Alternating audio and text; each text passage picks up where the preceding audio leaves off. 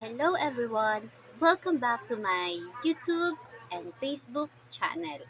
Today, pag-uusapan po natin ang isang malalim na stoic wisdom tungkol sa beauty inside and out. Hindi lang kagandahan ng mukha o katawan, kundi ang kagandahang nagmumula sa loob. If you're searching for meaning, support, and inner peace, this message is for you. Please don't forget to like, share, subscribe, and watch until the end. Stoic teaching about beauty, inside and out. In Stoicism, true beauty is not something that fades with time. Outer beauty, face, body appearance is temporary.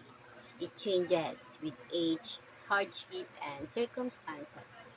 But inner beauty, your character, discipline, kindness, wisdom, and integrity grows stronger with time. Ang Stoic philosophy ay nagtuturo na what truly makes a person beautiful is not how they look, but how they live. Beauty on the outside, yes. Taking care of your body and appearance is not wrong. Stoics believes the body is a tool, not your identity.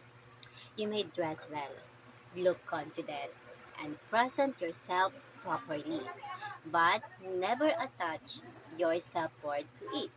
Because one day, looks will fade, and if your value depends on only on appearance, your confidence will collapse when beauty disappears.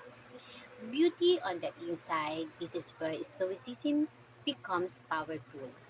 Inner beauty is shown through calmness under pressure, kindness without expecting praise, strength in silence, discipline when no one is watching, integrity even when it's hard.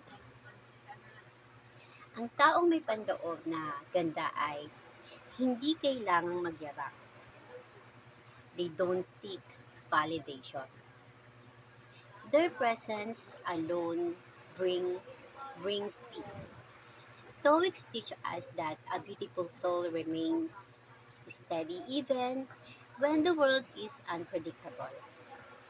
Outer beauty attracts attentions.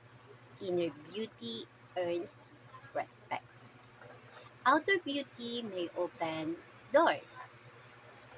Inner beauty keeps them open. Outer beauty